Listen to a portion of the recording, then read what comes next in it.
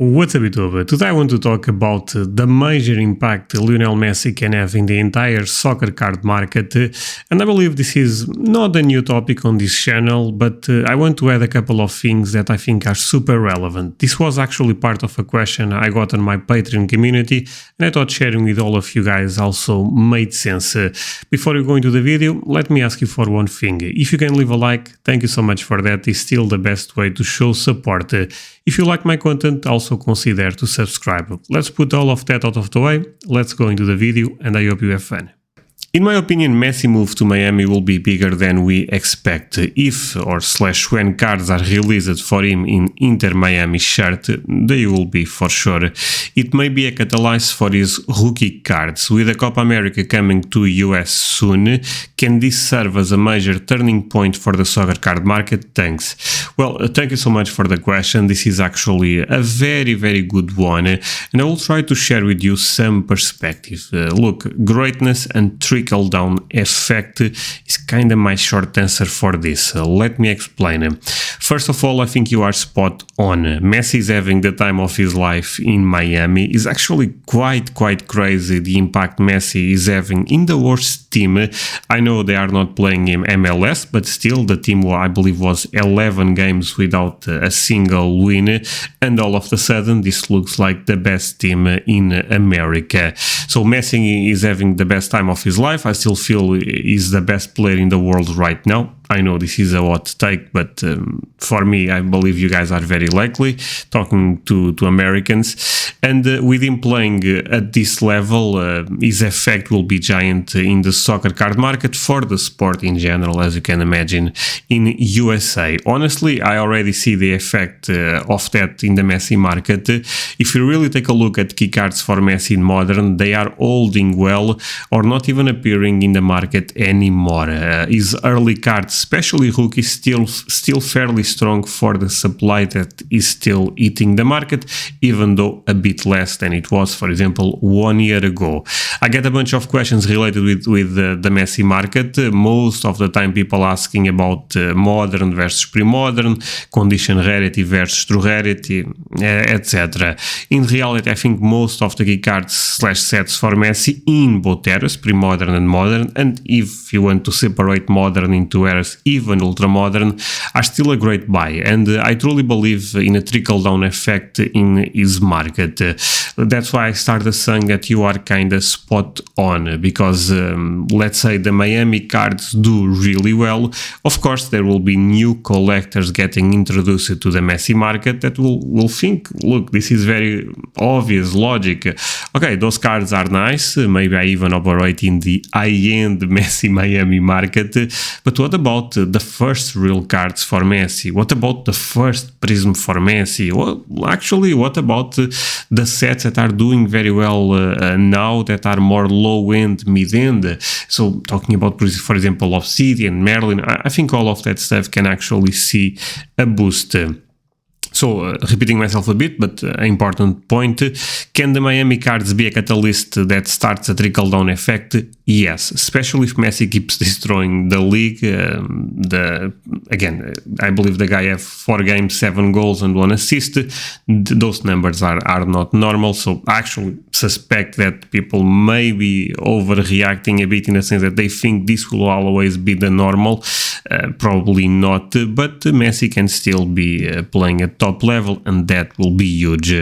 Messi already have a lot of catalysts in line and organic growth happening. I also believe that when Messi won the World Cup, and there is a question related to that today on the Q&A, there was a separation between Messi and the other GOAT in this era, talking about Cristiano Ronaldo. I would say even separating from other players like Pelé, like Maradona, even though Pelé does very well in vintage, a completely different market to be honest.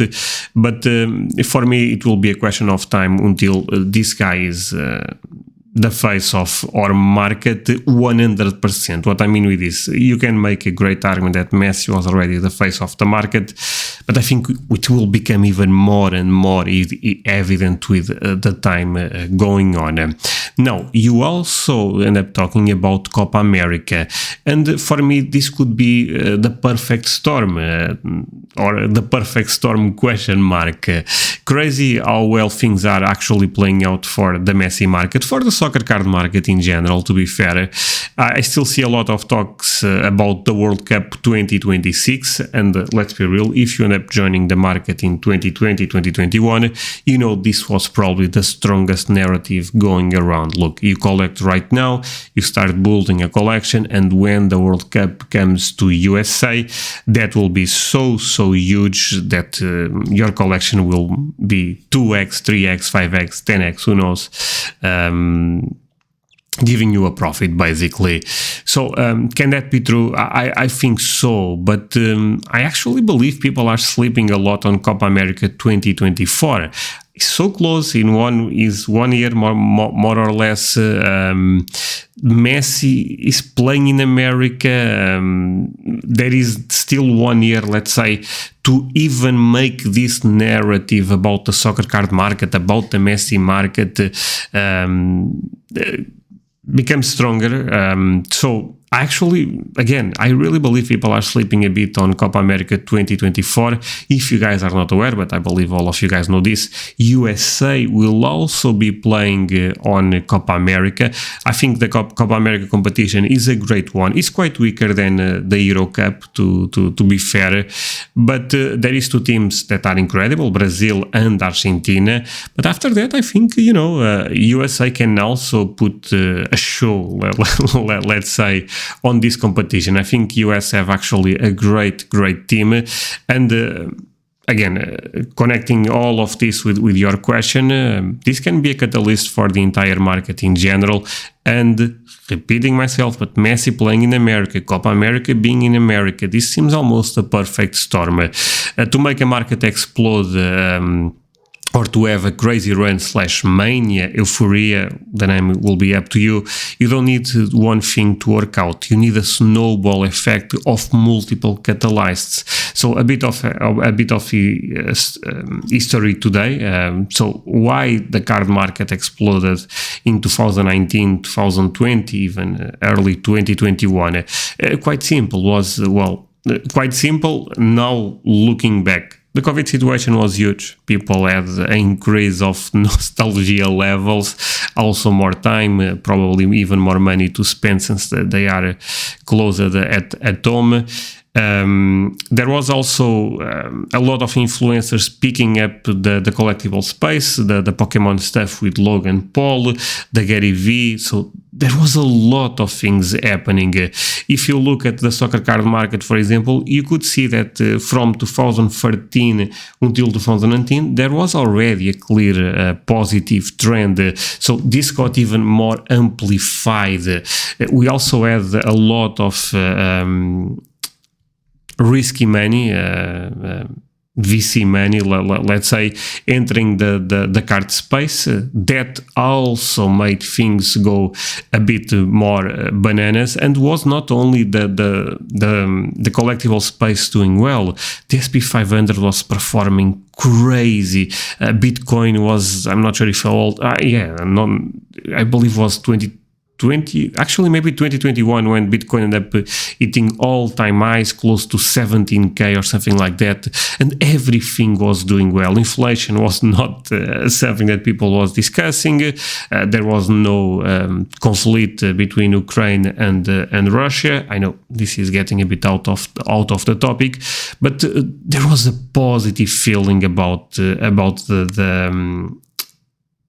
economics. There was a positive feeling about the world, in the sense that we are now leaving the pandemic situation. Things are going back to normal. We also have more money, but of course then inflation came and everyone ended up going to panic mode, and this is still the market we have right now.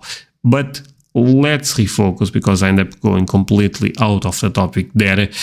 To make a market explode, to have a crazy run, a mania like we had, you do not need one thing alone. Messi playing in Miami and doing very well, that alone I don't feel is enough. Could be enough to have organic growth, of course, but is not enough to make the soccer card market explode. You need a snowball effect.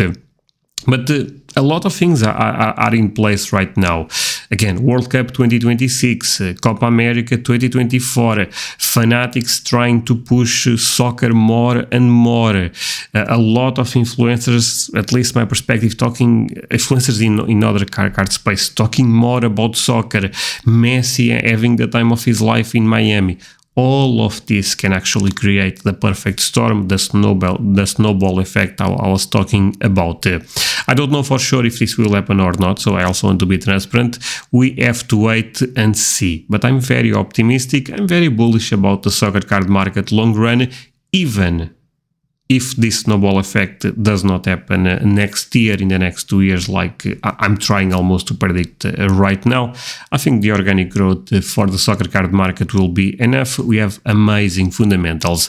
I feel like the entire card market will benefit of this, so not only Messi cards, even though the question was more related to Messi, but I also feel the Messi market will separate himself even more from all the other players, and this is a reality that I still see some people in denial, especially because there is always feelings related with I think Ronaldo is the best, I think Pelé is actually the GOAT, and people really try to stay with their feelings, with their emotions, and all of that is good. At the end of the day, collecting is also about that, is also you trying to connect emotions with cards, and nothing wrong with that. But if you really want to have critical thinking, I think it's at least for me again, but I really believe it's quite evident that the Messi market will separate himself from all the other players. And if you don't believe in me, take a look at the end. I mean, compare Messi with Cristiano Ronaldo. Compare even Messi with Pelé, even though or Maradona, even though I understand those cards are